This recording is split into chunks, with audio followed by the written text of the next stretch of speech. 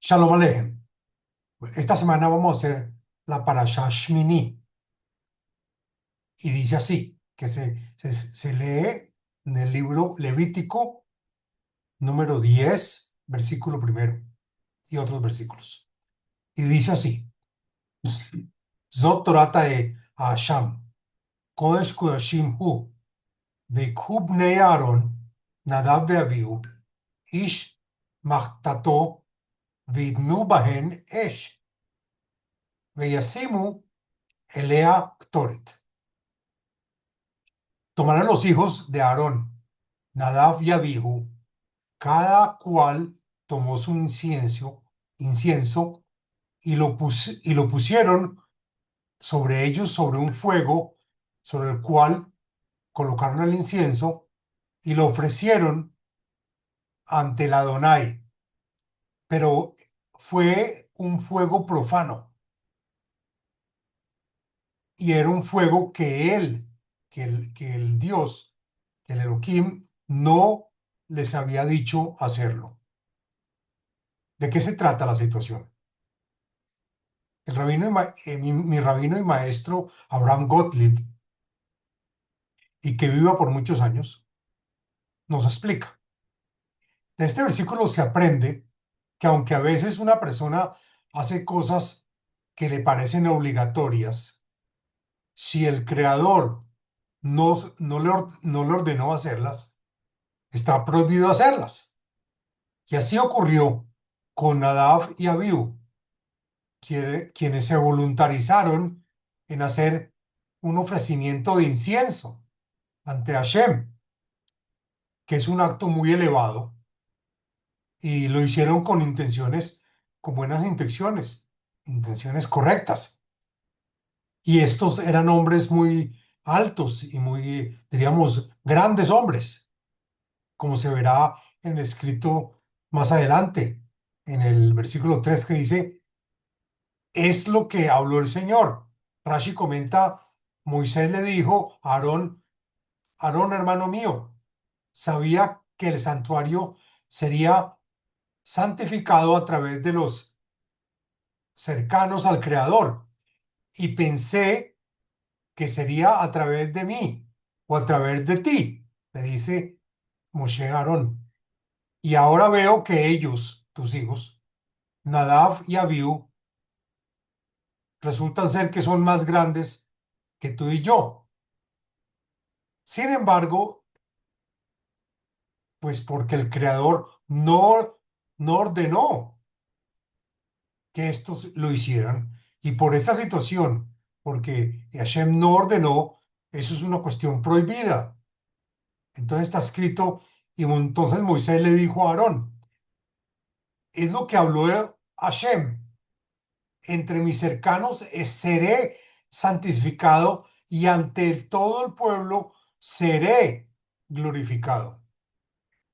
Eso Moisés le está hablando a Aarón y le explica que va a ser él, en el cual va a tener santificación y glorificación, no, no los hijos de Aarón.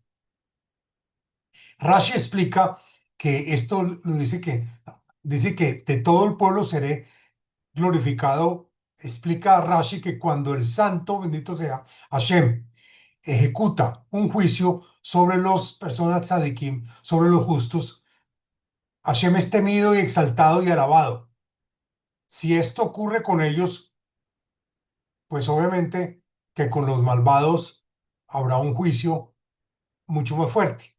Entonces se pregunta, ¿cómo es posible este razonamiento? Debería ser al revés, como nos enseñaron nuestros sabios. Hashem está escrito, es estricto con los justos. Entonces Rashi deduce que si con los justos es estricto, ¿cuánto más no va a ser estricto con los malvados? Y Hashem resulta ser que es estricto con los justos, es más estricto con los justos que con los malvados, porque los justos ya saben más y entienden más, y por lo tanto hay que ser muy estricto con ellos. Entonces responde mi rabino que Los justos son kelim de ashpaa, es decir, son recipientes de influencia. Esos son los justos, los tzadikim. Son personas que están interesadas son personas que dan influencia y enseñan y dan todo el tiempo, que se dice kelim de ashpaa. Mientras que los malvados son kelim de Kabbalah, que son recipientes de recepción. Y el juicio divino actúa, Hashem actúa siempre para corregir a la persona, sea quien sea. Entonces, cuando se hace un juicio contra alguien justo, que son personas que tienen kelim de influencia, el hombre está obligado a seguir el camino de dar con el fin de dar. Él da porque eso es el fin de él, de seguir dando. Y cuando lo logra, alaba al Creador. Cuando él logra dar por dar, pues está dándole alabanzas a su Creador. Y con mayor razón, cuando el juicio corrige a los malvados, que eran recipientes de recepción, y los transforma en recipientes de influencia y de dar, ciertamente entonces hay un alabo muchísimo más grande al Creador por esta labor tan grande que hizo, de pasarlos de negativo a positivo. Bueno, ahora hablemos de lo que está escrito en el Levítico 10.3, en el versículo 3. Y dice Moisés a Aarón, es lo que habló el Señor, diciendo, entre mis cercanos seré santificado y ante el pueblo seré glorificado. Y Aarón guardó silencio, se quedó callado. ¿Qué explica los estudiantes del Baal Asura? La muerte de Nadab y Abiú, en el sentido interior, fue lo que ocurrió. Es una muerte de la parte interior de la persona. No fue una muerte física, sino una muerte espiritual. Ellos estaban en un nivel muy elevado y quisieron traer la luz divina para recibir, por lo cual se desconectaron completamente de una conexión que tenían con Dios. Al recibir para ellos mismos de forma egoísta, se volvieron como los malvados, que en vida son llamados muertos. Un malvado es una persona que en vida se le llama muerta, y por eso dice el versículo, entre mis cercanos seré santificado, entre ellos los justos, se revela que Dios es santo, separado del deseo de recibir. Pero como Nadab y Abiú recibieron para sí, se alejaron de Dios, demostrando que no hay una recepción egoísta dentro de Hashem. Entonces eso lo separó de Hashem. Ocurre entre mis cercanos, que son la gente justa, los tzadikim, pues Dios es que es estricto con ellos. Pues el pueblo común, al no estar apegado a Hashem, no es juzgado con el mismo rigor. Ahora, ¿qué dice el versículo 5? Hablen a los hijos de Israel y díganle,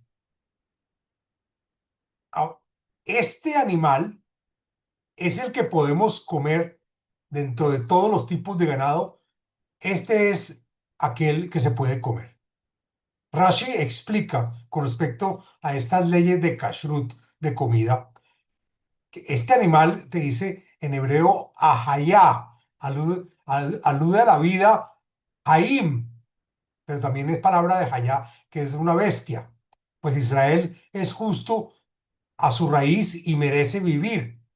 Por eso Dios lo separó de la impureza y le ordena al pueblo de Israel los preceptos, cosa que no hace con las naciones Goim, que no les dijo nada. Es como dando un ejemplo, un médico visita a dos enfermos. A uno le prohíbe ciertos alimentos y al otro le dice come lo que tú quieras. Entonces le preguntan por qué ocurre eso, por qué a uno le dijo que se abstenga de comer y haga dieta, y el otro le dice coma lo que quiera. Entonces el doctor responde, uno está destinado a vivir espiritualmente y el otro está destinado a morir. Ya está muerto porque es un malvado y porque son unas naciones que no recibieron los preceptos, entonces se están destinadas a morir espiritualmente. Así es, Israel está destinado a la vida porque tiene los preceptos que los debe cumplir. Las naciones Goim que no tienen preceptos, pues no están destinados a la vida, porque como no tienen preceptos, no tienen obligación y obviamente no van a estar desde el punto de vista de vida espiritual. Explica los estudiantes del Baal Asuram que es en el sentido interior, quien hace que su deseo de recibir se, se cumpla y exige recibir, está espiritualmente muerto, que son los malvados en vida y son llamados muertos. Pero aquel que otorga y da, y en cambio está preocupado por dar y a influenciar y dar lo que tiene, en cambio, esa persona merece la vida y está conectada con Hashem y se le llama vida, está viva. En el capítulo 3 dice que todo, cuando hablamos también de cuestiones de kashrut, también se habla de que todo animal que tenga una pezuña partida y rumie, que tenga, que están entre ese tipo de animales de ganado, se podrá comer. Entonces la pregunta es, ¿por qué tener la pezuña partida? ¿Y por qué lo de rumir? Con respecto a a la pezuña partida, está escrito que Moisés, que es hombre de Dios, el Midrash dice, ¿por qué dice que la parte de arriba de Moshe es de Dios y la parte de abajo de Moshe, debajo del pecho de Moshe, es del hombre? Porque el hombre debe equilibrar la recepción y y el dar y el otorgamiento. Y solo aquel que recibe es la parte impura, pero si también da, entonces hay un balance. Pero si se necesita, el, el deseo de recibir es únicamente necesario para y con el propósito de dar. No se puede tener un deseo de recibir si no se tiene preconcebido un deseo de otorgar, de influenciar y de dar. Y esa es la diferencia. Aceptar la vida, la luz divina, del propósito de la creación, es con el propósito de dar. Entonces así sí podemos recibir. Eso es con respecto a la parte de la pezuña partida del animal, que son las vacas y el ganado de res que tiene la pezuña partida, recordando que Moisés tenía la parte de arriba celestial y la parte de abajo de hombre. Es decir, una separación. Ahora, con respecto al animal que tiene que rumiar, lo que se llama en hebreo malat gerá, que también es un signo de pureza. Gerá, malat gerá, que quiere decir que sube gerá, viene de la palabra ger. Ger es aquel que es un extranjero, es aquel que se convierte al judaísmo, se le llama a una persona ger, que debe sentirse una persona que es extranjera en su trabajo, en su país o en su parte espiritual. Una persona ger es una persona insatisfecha con lo que tiene y entonces busca el manantial de sabiduría para no ser más extranjero, sino llegar a tener satisfacción. Y muestra que al convertir, entonces muestra una que avanzó. Entonces el animal que rumea primero la comida, eso quiere decir que primero la pasa a una parte para masticarla y rumiarla bien, para que esa comida, esa parte de impureza se convierta poco a poco en pureza.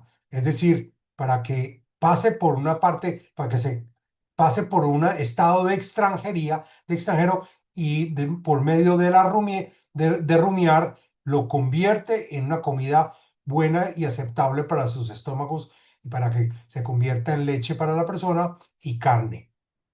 Así que hasta aquí el día de hoy, la, res- la parashá Shmini, Shavuot Tov.